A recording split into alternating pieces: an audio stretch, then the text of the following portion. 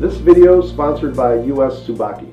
Hi, I'm Miles Budimer with Design World Magazine, here with another video in our ongoing series on motion control basics. And this time we're here to talk about roller chains. In any motion control system, a motor has to connect somehow to whatever the load is. This final connection can take many forms. Some of the most efficient ways to connect with the load are so-called direct drive methods, where the motor is directly coupled to the load. When this isn't feasible, other methods to couple the motor to the load can also be used. One of these is a roller chain. Roller chains have the benefit of being a fairly straightforward and simple to use method. Roller chains are constructed like a typical chain link structure. That is, a series of cylindrical rollers connected by links. A rotating sprocket connected to the motor moves the chain.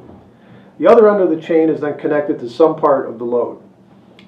On the downside, chains wear out over time, and when they do, the pitch increases, making them looser and more compliant, which can add instability in the form of play into the system.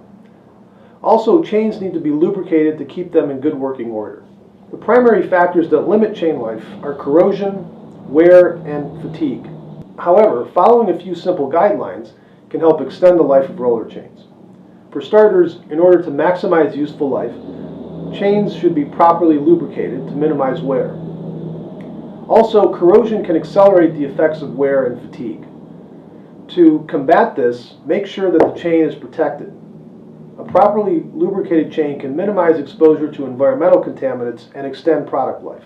Also, some manufacturers offer options to improve fatigue resistance, including specially manufactured components such as hardened pins and rivets, as well as optimized chain dimensions for given applications. However, the general rule for chains is that when a chain becomes between 1.5 and 2% longer than the length, it begins to ride up the sprocket teeth. This is the point at which sprocket and chain wear accelerates. Some manufacturers offer corrosion-resistant chains. These can be made from one of several types of materials, including stainless steel, nickel-plated chains, titanium, or stainless steel chains combined with special polymers.